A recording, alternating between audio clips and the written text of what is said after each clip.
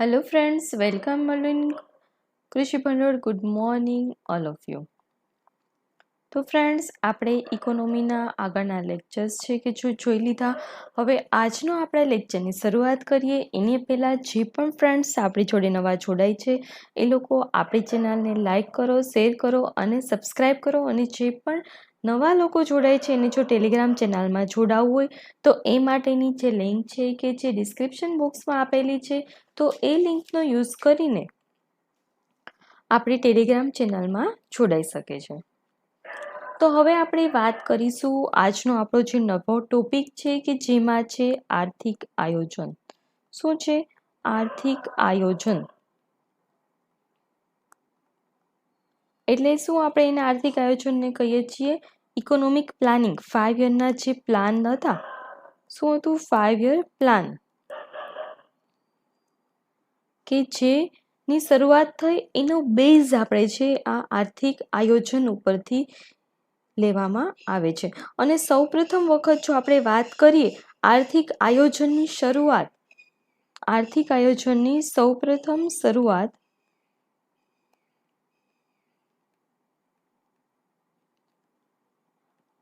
ક્યાંથી થઈ હતી? તો કે 1928માં સોવિયત યુનિયન, આજનું જે રશિયા છે એના હવે તો ડિવાઈડ થયેલું છે.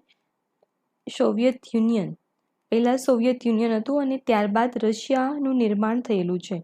એટલે સોવિયત યુનિયન પર સૌપ્રથમ વખત શરૂઆત થયેલી છે. અને આ જે આર્થિક આયોજન આપણું જે હતું કે જે જેસોફ સ્ટાલિન, કે જેના દ્વારા 1928થી 1933ના સમયગાળો હતો. હું તમને લખી જ આપું. જેસોફ સ્ટાલિન, કે જે 1928થી 1933ના સમયગાળો હતો કે જ્યાં સૌપ્રથમ વખત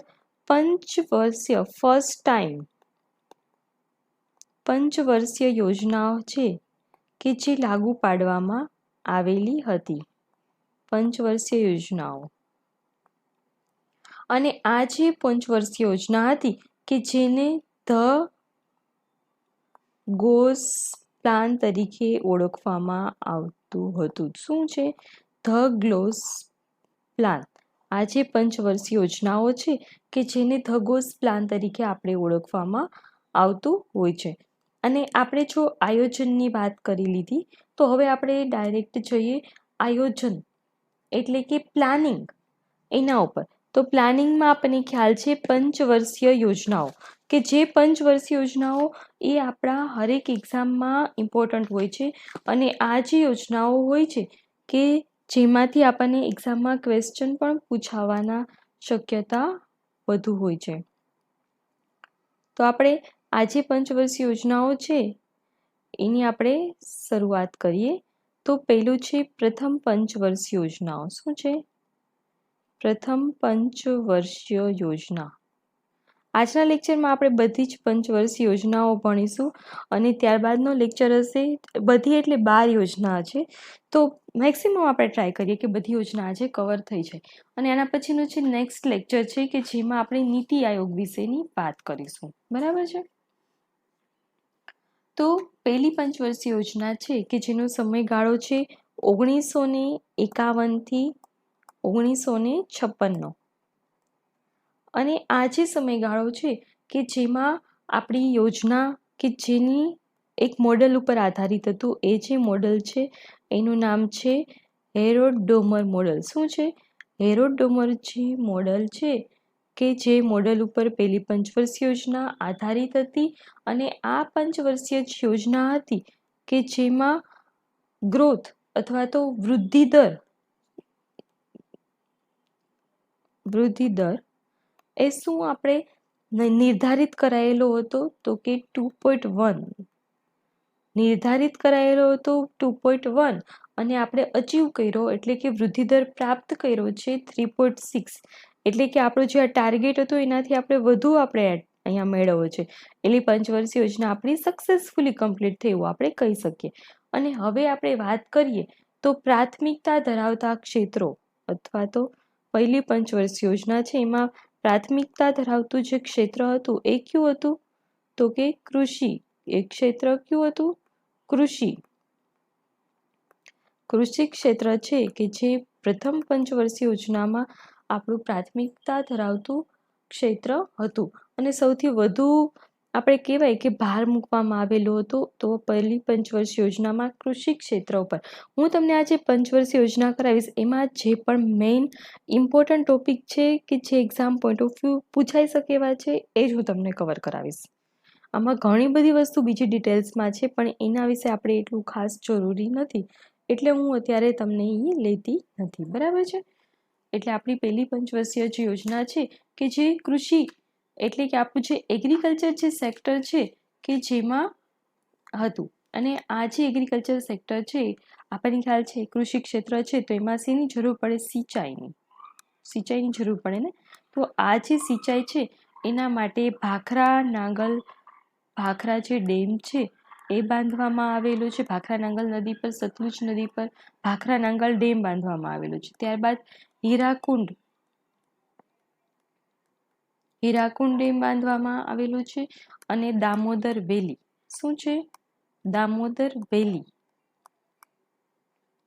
તો આ દામોદર વેલી કે જે સિંચાઈની 3 યોજનાઓ બહાર પાડવામાં આવેલી હતી.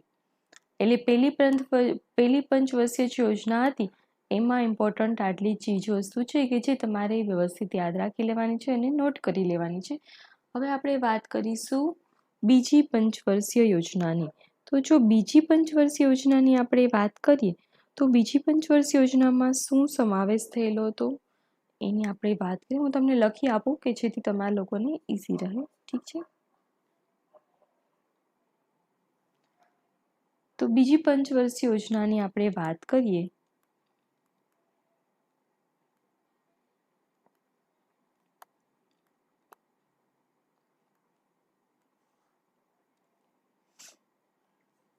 તો આ બીજી પંચવર્ષીય યોજનાનો સમયગાળો છે 1956 થી 1961 સુધીનો સમયગાળો છે.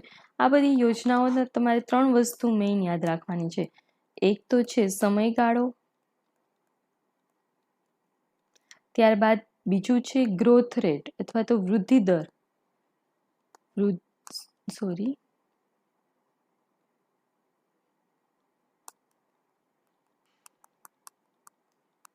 વૃદ્ધિ દર. સેકન્ડ તમારે યાદ રાખવાનું શું છે? વૃદ્ધિ દર. ઓકે, વૃદ્ધિ દર.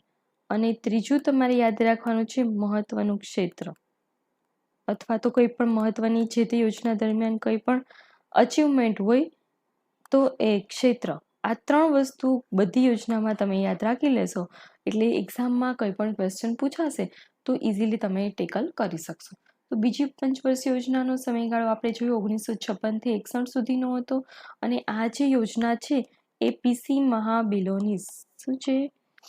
પીસી મહાલનોબિસ કે જે મોડેલ ઉપર આધારિત હતી અને આ જે પીસી મહાલનોબિસ છે કે જે father of statistics, Indian statistic તરીકે પણ ઓળખાય છે.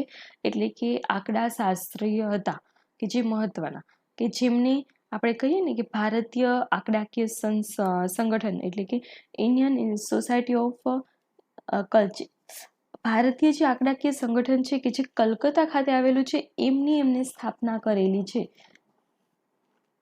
પીસી મહાલનોબિસ. અને આ જે બીજી પંચવર્ષીય યોજના હતી એ આપણા માટે આ પોઈન્ટ ઇમ્પોર્ટન્ટ છે કે જે બીજી પંચવર્ષીય યોજના દરમિયાન ભારત આપણો જે દેશ છે કે જેમને મિશ્ર અર્થવ્યવસ્થા કે જેમનો સ્વીકાર કરેલો હતો. બીજી પંચવર્ષીય યોજના દરમિયાન ભારતે આ જે અર્થવ્યવસ્થા છે બીજી પંચવર્ષીય યોજનામાં એનો સ્વીકાર કર્યો.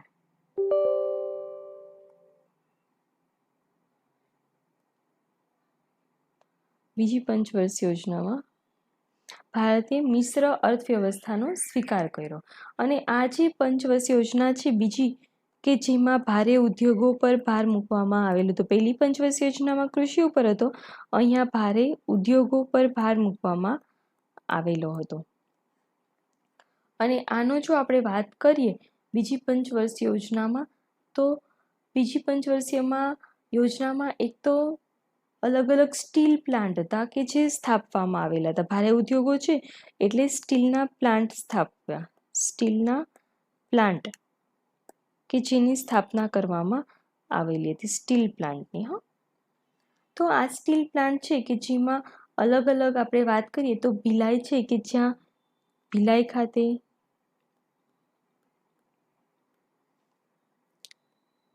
ત્યારબાદ કે જે દુર્ગાપુર છે ત્યાં પશ્ચિમ બંગાળ અને ઓડિશા, ભિલાઈ, દુર્ગાપુર અને રાઉરકેલા. એ ક્યાં આવેલું છે? રાઉરકેલા કે જે ઓડિશામાં આવેલું છે. ત્યાં આ ત્રણ અલગ અલગ જે પ્લાન્ટ છે સ્ટીલના કે જેની સ્થાપના કરવામાં આવેલી હતી. અને આ ત્રણેય પ્લાન્ટ માટે વિદેશથી ફંડ લેવામાં આવેલું હતું, એટલે કે વિદેશી કંપનીઓ છે કે જેમને સહાય કરેલી હતી. તો ભિલાઈ છે કે જે રશિયાની મદદથી શરૂ કરવામાં આવેલો હતો. કેના મદદથી? રશિયા.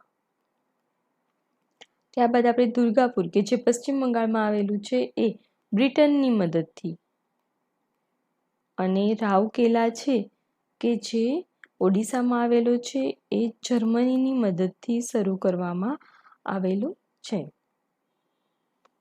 અને આપણે આ જે બીજી પંચવર્ષીય યોજના છે એના વૃદ્ધિ દરની જો આપણે વાત કરવામાં આવે તો એનો વૃદ્ધિ દર 4.5 હતો કે જે આપણે નિર્ધારિત કરેલો હતો, અને અચીવ કેટલો થયો છે? 4.3%. એટલે માઇનોર જ ડિફરન્સ આપણને અહીંયા જોવા મળ્યો છે. ત્યારબાદ આપણે ત્રીજી પંચવર્ષીય યોજનાની વાત કરીએ તો ત્રીજી પંચવર્ષીય યોજના છે કે જેનો સમયગાળો હતો 1961 થી 1966 સુધીનો સમયગાળો હતો. અને આ જે પંચવર્ષીય યોજના છે કે જેમાં જે સેન્ડી સુખમય ચક્રવર્તી અને મહાનોબિસ,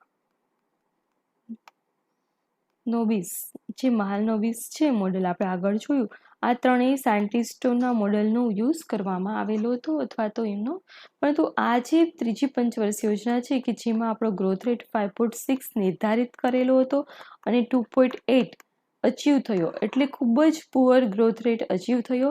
એટલે આ ત્રીજી પંચવર્ષીય યોજના આપણી ફેલ ગઈ એવું પણ આપણે કહી શકીએ છીએ.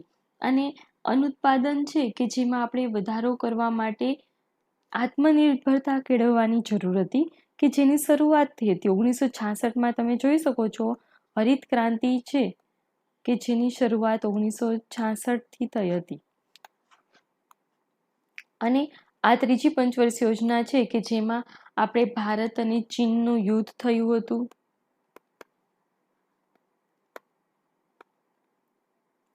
ભારત અને ચીનનું યુદ્ધ થયું, ત્યારબાદ ભારત પાકિસ્તાનનું યુદ્ધ થયું હતું. અને આ જે સમયગાળો હતો કે જે યુદ્ધ થવાના લીધે આપણે શું થતું હોય, સંરક્ષણ જે આપણું હોય એમાં વધુ ખર્ચ કરવો પડતો હોય છે, અને એના લીધે આપણે ભાવ વધારો થતો હોય છે. અને બીજી ઇકોનોમિકલી જે પણ આખી એક્ટિવિટીઝ જે થતી હોય છે કે જેના લીધે આપણું આ જે પંચવર્ષીય યોજના છે કે જે નિષ્ફળ ગઈ હતી. પરંતુ આ પંચવર્ષીય જે યોજના છે ત્રીજી, એમાં કેટલીક મહત્વની બાબતો થઈ હતી. એ શું છે? તો કે એગ્રીકલ્ચર પ્રાઇસ કમિશન કે જેમની સ્થાપના 1965માં થઈ હતી. અને આ એગ્રીકલ્ચર પ્રાઇસ કમિશન જે છે કે જેનું નામ 1985માં ચેન્જ થયું અને CACP commission cost four agriculture CACP કે જે 1985માં એની રીનેમ થયું, એટલે કે એગ્રીકલ્ચર પ્રાઇસ કમિશનમાંથી CACP કે જે નવું નામ થયું 1985માં.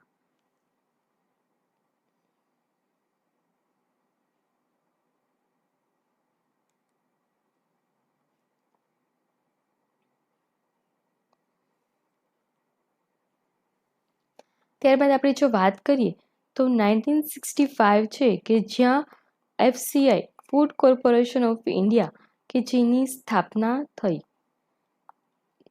1965નો સમયગાળો છે કે જ્યાં એગ્રીકલ્ચર પ્રાઇસ કમિશનની સ્થાપના થઈ. ત્યારબાદ FCIની સ્થાપના પણ 1965માં થઈ. ત્યારબાદ આપણે જો વાત કરીએ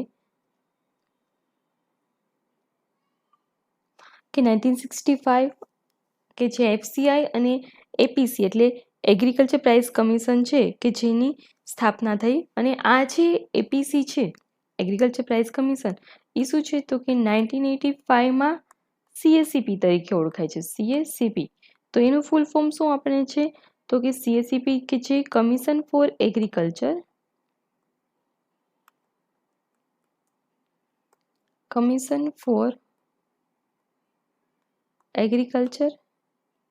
કોસ્ટ એન્ડ પ્રાઇસીસ કે જેનું આપણે નામ છે commission for agriculture cost and prices 1985માં જ્યારે આ નામ છે કે જે બહાર પડ્યું. અને આ જે CACP છે એનું મેઇન કામ શું હોય છે તો કે CACP છે કે ગવર્મેન્ટ ઓફ ઇન્ડિયા છે એને MSPના ભાવ નક્કી કરીને આપે છે. કોણ આપે છે? MSPના ભાવ નક્કી કરીને CACP આપે છે, રેકમેન્ડેડ કરે છે સરકારને. અને સરકાર છે કે જે ભાવ બહાર પાડે છે MSPના. એટલે તમારે વ્યવસ્થિત યાદ રાખવાનું છે ભાવ નક્કી કોણ કરે છે? મિનિમમ સપોર્ટ પ્રાઇસના ભાવ નક્કી CACP કરે છે, બહાર પાડે છે ગવર્મેન્ટ ઓફ ઇન્ડિયા. ઓકે, તો ફ્રેન્ડ્સ આજનો આપણો જે લેક્ચર છે એમાં આજે આપણે આ 3 જ રાખીએ. ફરી આપણે નવા નેક્સ્ટ લેક્ચરમાં 4th પંચવર્ષીય યોજના છે કે જેને આપણે કન્ટિન્યુ કરીશું કે જેથી તમને વધારે પડતો આપણે લેક્ચર મોટો થઈ જાય તો બર્ડન ફીલ ના થાય એટલા માટે. તો ફરી મળીશું નવા લેક્ચરમાં. ત્યાં સુધી આપણી ટેલિગ્રામ ચેનલ છે એમાં તમે જોડાઈ જાઓ અને આપણી ચેનલ કૃષિ ભંડોળ છે કે જેને લાઈક કરો, શેર કરો અને સબસ્ક્રાઈબ કરો. Thank you.